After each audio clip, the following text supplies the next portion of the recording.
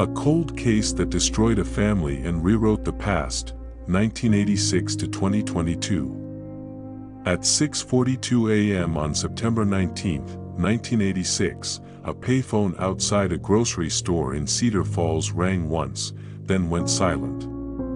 No one noticed. No one answered.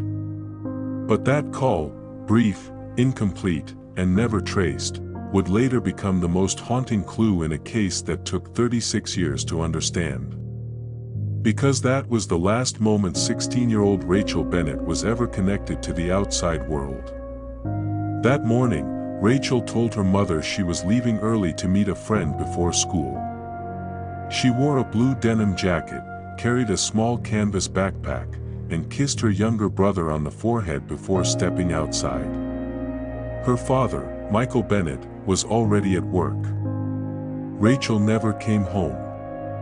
By nightfall, panic set in. Friends said they hadn't seen her. Teachers confirmed she never arrived at school. Her bike was found later that evening locked behind the grocery store, the same location as the unanswered payphone call. There were no signs of a struggle. No witnesses who remembered anything unusual. Just a teenage girl who vanished into a town that insisted it was safe. Rachel Bennett was not a runaway. Investigators were clear on that early. She had left her clothes, her savings, her diary. Her mother, Linda, told police that Rachel had seemed distracted in the weeks before her disappearance, quieter than usual, more withdrawn, but not unhappy. Just thoughtful, as if she were trying to solve something in her head. The case consumed Cedar Falls. Search parties combed nearby woods. Volunteers distributed flyers. Tips flooded in. Most went nowhere. Some were cruel. Others were desperate. Then, 3 weeks after Rachel disappeared, a letter arrived at the Bennett home. It was addressed to Michael. Inside was a single sentence, typed, no signature. She knows now. Police dismissed it as a prank. Linda Bennett never did. As years passed, the investigation stalled. Rachel's face faded from billboards. Her name became a whisper. Linda kept her daughter's room exactly the same. Michael grew distant, burying himself in work, insisting that hope was dangerous. But Linda noticed things. Michael never talked about Rachel after the first year. He refused interviews. He discouraged her from attending support groups. When Linda brought up the letter, he told her to let it go. He said obsessing wouldn't bring Rachel back. In 1994, Linda found something she wasn't meant to see. While cleaning the basement, she discovered a locked metal box tucked behind old tools. Inside were documents, copies of medical records, legal forms, correspondence, all related to Rachel's birth. One paper stood out. A paternity test. The results were clear. Michael Bennett was not Rachel's biological father. The date on the test was 1970, 16 years before Rachel vanished. Linda confronted Michael that night. He didn't deny it. He didn't argue. He just sat at the kitchen table and stared at his hands. He told Linda that Rachel was conceived during a brief separation early in their marriage. He said he forgave her. He said he raised Rachel as his own. He said it didn't matter. But Linda remembered something else. Rachel had once asked, when she was 14, why her blood type didn't match Michael's. Michael had brushed it off. Said genetics were complicated. Linda wondered, for the first time, whether Rachel had found out the truth. And whether that truth had gotten her killed. Police reopened the case briefly in the mid-1990s, but without physical evidence or new witnesses, it went cold again. Michael Bennett died of a heart attack in 2002. Linda was left alone with questions no one seemed interested in answering. Until 2021. A new cold case task force began re-examining disappearances involving minors from the 1980s. Rachel Bennett's file stood out, not because of what it contained, but because of what it didn't. There was no DNA profile.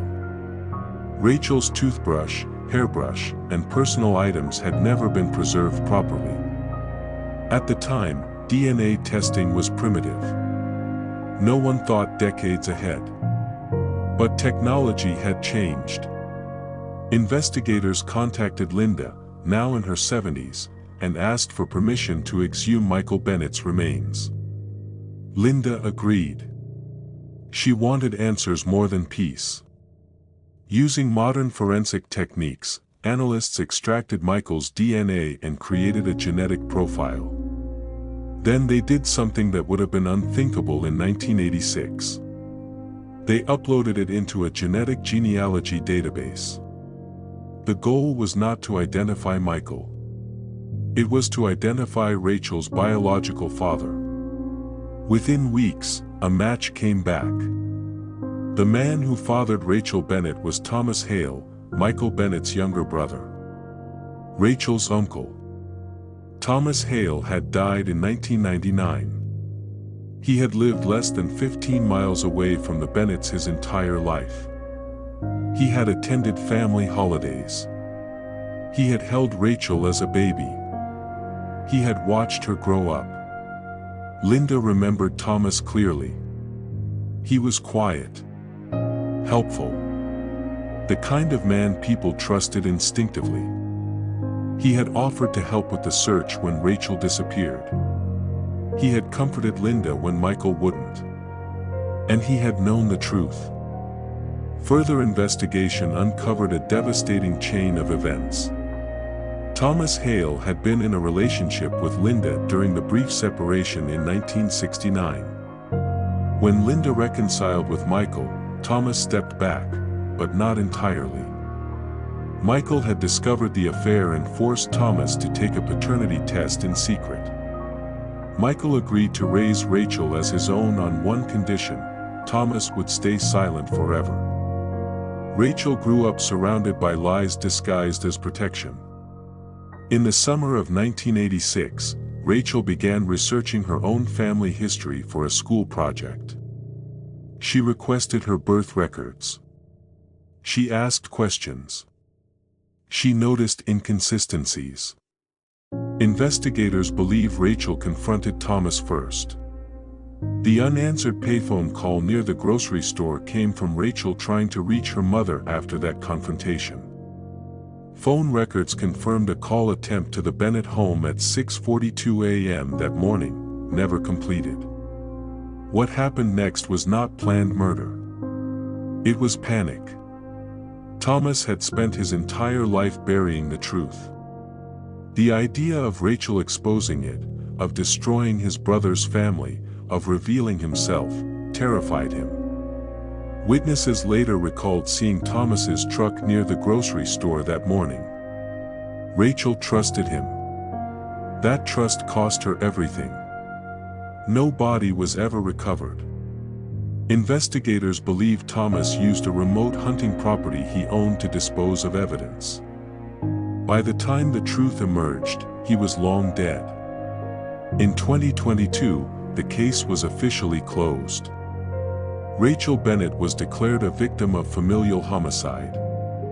Linda Bennett was informed in person. She didn't cry. She didn't scream. She simply asked one question. Did she know? Investigators told her the truth. Yes. Rachel had known. And she had tried to tell someone. This case shattered a myth many people cling to, that danger comes from strangers, from dark alleys, from unknown faces. Sometimes, it comes from family dinners, from shared holidays, from men children are taught to trust. Rachel Bennett didn't disappear because she was reckless. She disappeared because she uncovered the truth in a family built on silence. And the people who loved her most were the ones who couldn't let that truth survive.